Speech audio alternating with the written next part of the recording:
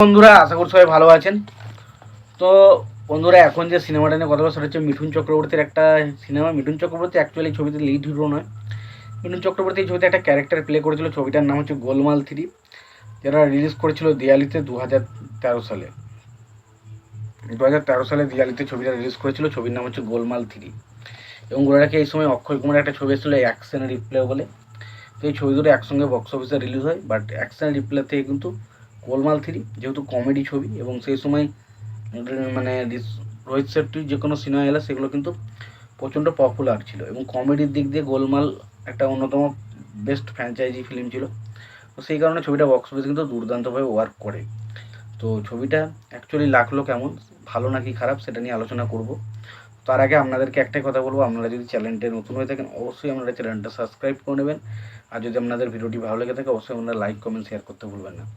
তো সিনেমাটার গল্পটা তো যাবো, কেমন গল্পটা ছিল সেই বিষয়ে যাবো। তো তার আগে দেখে নেবো সিনেমার পরিচালক, প্রযোজক এবং সঙ্গীত পরিচালক হিসেবে কারা কাজ করেছে। তো ছবির পরিচালক হিসেবে কাজ করেছেন তো রোহিত শেট্টি। ছবিতে চিত্রনাট্যের কাজ করেন ইউনিস মাসুল, এবং ছবিতে সংলাপের কাজ করেছেন ফারহাদ সাজিদ। ছবিতে প্রযোজনের কাজ করেছেন ধিলিন মেহতা। ছবিতে সিনেমা ফটোগ্রাফির কাজ করেছেন ডাডলি। ছবিতে সঙ্গীত পরিচালক হিসেবে কাজ করেছেন প্রীতম। ছবিটার রান টাইম হচ্ছে 140 মিনিটের মতো। ছবিটার বাজেট হচ্ছে 40 কোটি টাকা। ছবিটা বক্স অফিস থেকে আয় করেছিল 167 কোটি টাকা।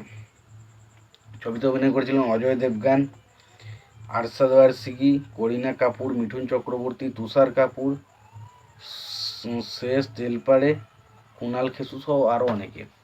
এবার আসি সিনেমাটার গল্পটা। তো সিনেমার গল্পটা আমরা দেখতে পাই এখানে গীতা বলে একটা মেয়ে বউ রয়েছে, একটা বুড়ি রয়েছে, যার দুটো ছেলে রয়েছে। একটা হচ্ছে গোপাল, যে ক্যারেক্টারটা প্লে করেছে আমাদের অজয় দেবগান, আর একটা লক্ষণ, যে একটু তোতলা টাইপের, এবং তাদের সঙ্গেই সাথ দিতে একজন থাকে, সেটার নাম হচ্ছে টাব্বু, যে ক্যারেক্টারটা প্লে করেছে করিনা কাপুর। তারা তিনজনে এখানে থাকে। এবং মিঠুন চক্রবর্তী, সে একজন বাস ড্রাইভার, এবং তার তিনটে ছেলে রয়েছে, যেখানে আরশাদ ওয়ারসিকি, তুষার কাপুর এবং আর একজন রয়েছে, সে অনেক সিনেমাই করেছে, তো সে রয়েছে। এবং তিনজনের মিলে, তিনজনের একজন বেকার ছেলে। এরা দুজনের মধ্যে আমরা সবসময় দেখতে পাই এই দুটো গ্যাংয়ের মধ্যে সবসময় বিভিন্ন কারণে ঝগড়াঝাটি হতেই থাকে। এবং দেখা যায় যে মিঠুন চক্রবর্তীরই প্রাক্তন প্রেমিক ছিল এই মেয়েটা, গীতা, এবং সেও কিন্তু বিয়ে করেনি, মিঠুন চক্রবর্তীও বিয়ে করেনি। এবং তারা যে তিনটে ছেলে মেয়েকে পোষে, সেগুলো অ্যাকচুয়ালি অনাথ ছেলে মেয়ে।